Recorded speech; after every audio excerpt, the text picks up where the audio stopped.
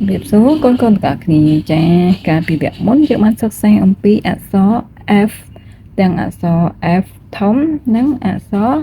F đầu cha một đò việc đi đáy bốn đang hai thà tại dương sắc xanh pi ạ số vậy mình to men ớt cha cứ dương sắc xanh ông pi ạ số G cha chẳng ạ số chí cứ chi thống cứ miền rụng rỉ bạc nha bốn dương ăn từng ở phía so chi cha chẳng ta bọn chẳng đăng pi để việc so sẻ so chỉ chẳng chi thom nâng chi tối ta ca so sẻ mình ca so sẻ bạn nè bọn ta ta ตรียมสภาหนึ่งไปจมูกอัดมินtừng ởนี่ta dương chẳng ca so sẻ so chỉ mìnhประมาณตีbọn tí muối còn tại bọn cúc đôi giả so si bạn nâng chẳng nè cứ cũng liền mùi mà tái bị tiêm tị ở dương vọt lại từ lửaបន្តិចហើយកាច់ចូលមកក្នុងបាតនេះ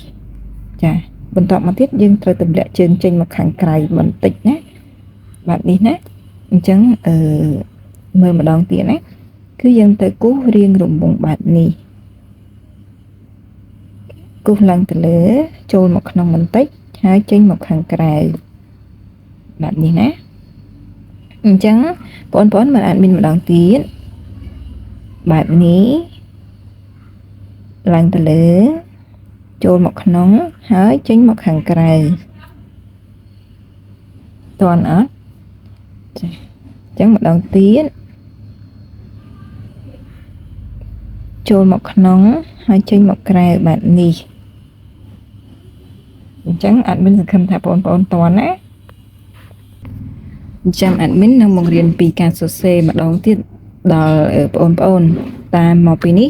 គឺយើងមកតាមដានអក្សរជីតូចទាំងអស់គ្នាម្ដងសិនចាំយើងទៅរៀនសរសេរសាស្ត្រថ្មីណាអក្សរជីតូចគឺយើងគ្រាន់តែគូសបាតនេះហើយគឺបាតនេះវាមិនដូចលេខ9ទេគឺវាស្តៀងខ្លាំងមែនតើគ្រាន់តែថា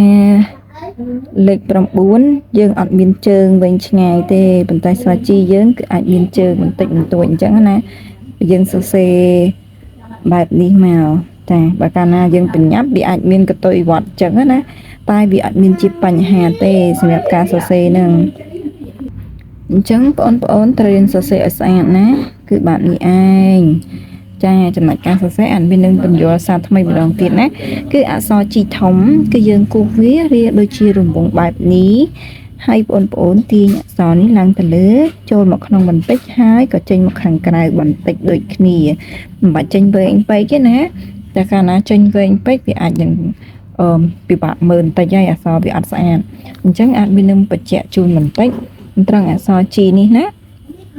ទី1គឺបងប្អូនត្រូវគូសវាបែបនេះ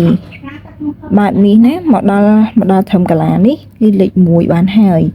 យើងចូលមកខាងក្នុងគឺលេខ2ហើយយើងគូសចេញមកខាងក្រៅវិញហើយទម្លាក់ជើងចុះឲ្យដល់ធំនេះឲ្យដល់ធំជើងវានេះណាគឺលេខ3ចាអញ្ចឹងកាលណាដែលយើងដាក់វាខុសទម្លាក់វាលើសពីត្រង់នេះពេកក៏អត់ស្អាតដែរអញ្ចឹងទៀមទីឲ្យបងប្អូនទម្លាក់ត្រឹមតែស្មើនេះបានហើយអញ្ចឹងណាហើយចំណុចអក្សរជីតូចនេះវិញណាក៏មិនមានពិបាកសរសេរដែរគឺបងប្អូននេះចាំមើលអាដមីនធ្វើការបង្ហាញវិធីគឺគូសមកបែបនេះឃើញទេ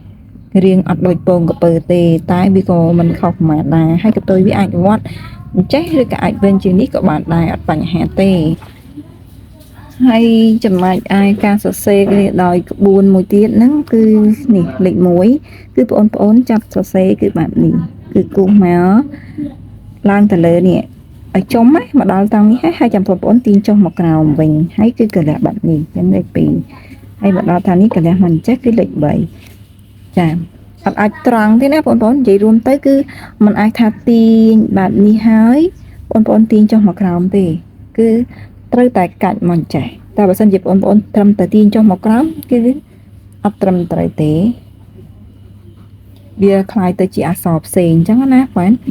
អញ្ចឹងបងប្អូនត្រូវចាំទុកថាទាញបែបនេះហើយទាញចុះមកក្រោមហើយត្រូវតែ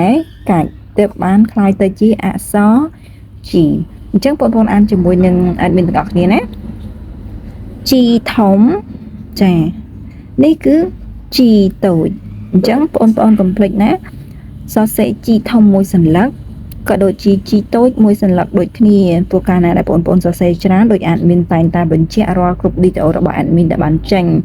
ការសរសេរកាន់តែច្រើនបងប្អូននឹងធ្វើការស្វ័យសិក្សាដោយខ្លួនឯងចាំដៃកាលណាដែលបងប្អូនចាំដៃគឺបងប្អូនឆាប់ចេះហើយក៏ឆាប់ចាំដូចគ្នាអញ្ចឹងកុំភ្លេចណាបើសិនជាមានត្រង់ណាបញ្យល់សរសេរមិនកើតអី comment ខាងក្រោមវីដេអូរបស់ admin នឹងធ្វើការបកស្រាយចា៎អញ្ចឹងតើបងប្អូនអ្នកដឹងទៀតថាក្រោយពីអក្សរ G ដែលយើងសិក្សារួចហើយនេះតើយើងត្រូវសិក្សាអំពីអក្សរអ្វីបន្តទៀត